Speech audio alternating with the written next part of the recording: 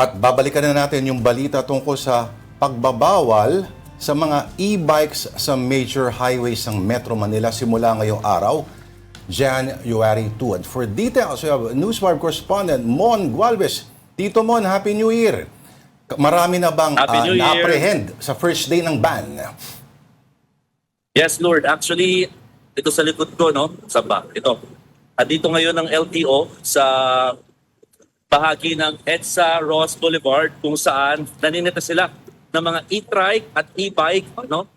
Bilang paghigpit nga, no, simula ngayong araw na bawal ang mga e-tricycle at e-bicycle dito nga sa mga major highways or main roads. Yung isa, ayun, pinaka nasita yung una na e-trike na yun na tila ginagawa nila terminal na, no? Itong area, ito yung pinaka-corner ng Ross Boulevard sa EDSA. And then yung iba naman, nasita rin kahit na mga e-motorcycles, no?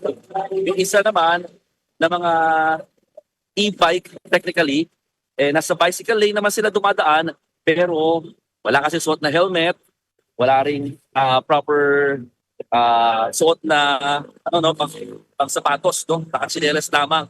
So ilan sila sa mga sinita ng tauhan ng LTO. Ang sinasabi kanina umaga actually, nag-ano na sila, nag-warning lang sila sa mga e-tricycle na patuloy nga bumabiyahe, particularly dyan sa may Ross Boulevard, Corner Buendia. Pero sadyang patuloy na bumabiyahe pa rin ang mga naturang e-tricycle kahit maaga na silang sinabihan na bawal dito nga sa mga main roads. So ang mangyayari, lahat sila ay titikitan ngayon ng LTO. At kung sakaling patuloy nalalapag pa rin sa ganitong klaseng violation, ang kanilang mga unit ay maaari na ring ma-impound on the second or succeeding offense, no? Ang paliwanag ng LTO kung bakit sila pinagbabawal dito sa mga main road dahil hindi daw angkop yung bilis at yung sukat nito sa naturang mga main highway para makasabay sa mga mas malalaking sasakyan di hamak, no?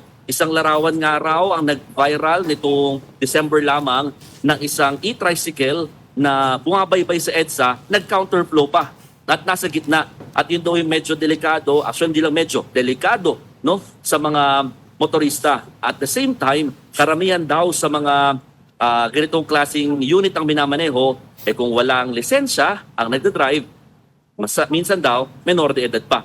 So, apat ang pangunahing lansangan na tututukan muna ng LTO. Ito yung dito, EDSA, Ross Boulevard, C5, at yung sa may Quirino Avenue hanggang Magallanes sa may SLEX, no? Pero susunod din daw nila yung ibang mga main roads gaya ng Commonwealth Avenue, sa may Marcos Highway, and even Espanya. Inuna lang nila itong apat dahil dito daw madalas nakakakita ng mga bumabiyahe nga ng mga e-tricycle at e-bicycle. At madadagdagan pa yung listahan, Tito Mon, di ba?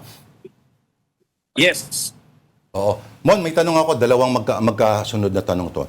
Una, yung mga nahuhuli ba nila, pinapasada, may mga pamasahe ba, o purely private for personal use lamang itong mga e-trikes na ito? Pangalawa, kung mahuli, titiketan, wala namang registration yung iba dyan, di ba? Or hindi rin kailangan minsan ng driver's license ba?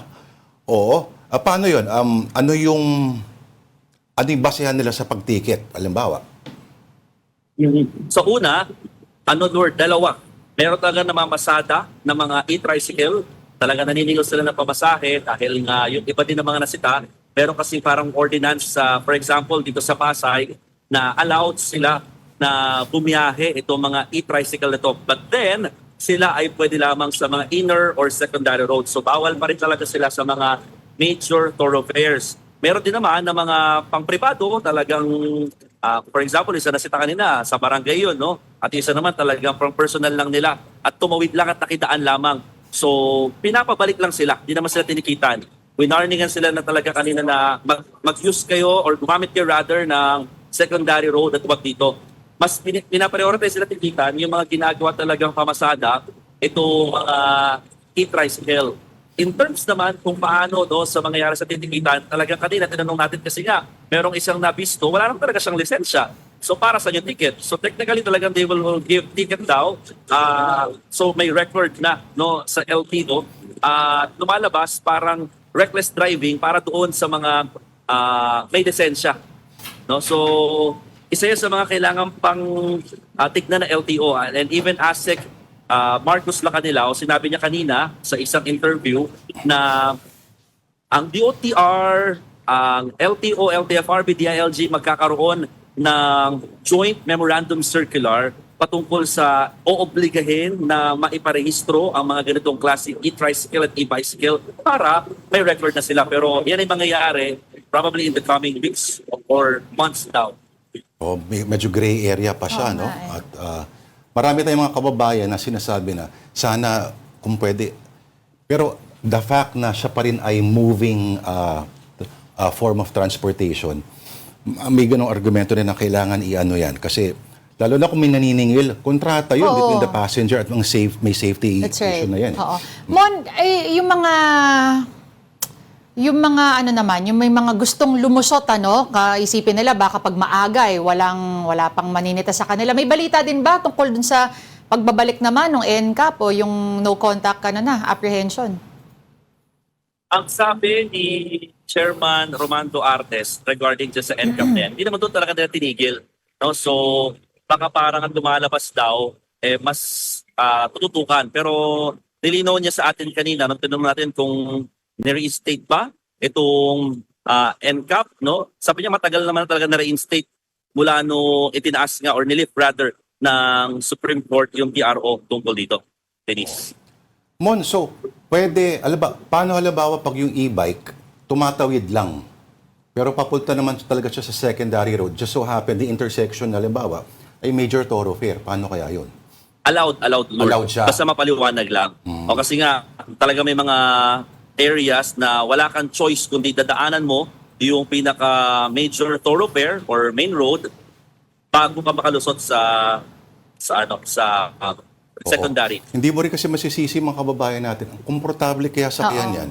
Kung parang may mga, ewan ko yung mga tricycle sa Sampaloc mo na, ang bababa, yung pinakakarera kasi, yung hindi ka na makakatayo, lalo na pag malaki tiyan mo, nako, Diyos ko, yari Grabe ka naman, doon. napaka-specific naman nun. Mon Gualvez, pasinungalingan mo ako. Oo, medyo mahirap. Pero iconic yun, Lord, ha? Oo, pero... Pero mga ganong klaseng tricycle. Oo. Tapos may mga nakakabit ba sticker dyan na basta driver, sweet lover, Ayun. basta butas, pasok. Wala pang mga ganun. Doon na magiging iconic. Meron, pero na. yung mga e-tricycle halos wala eh. Plain lang na black eh. Medyo ano lang, Lord, sisilong lang tayo kasi biglang umulan ng malakas. Pero parang tuloy pa rin yung operation ng LTO din. Ay, sumilong din sila. Yung mga Oo. taga-LTO. Oh, sige. May tanong ka ba kay Mon Gualvez, sumilong ka na. Maraming salamat at Happy New Year sa iyo. Ninong Mon Gualvez. Happy New Year!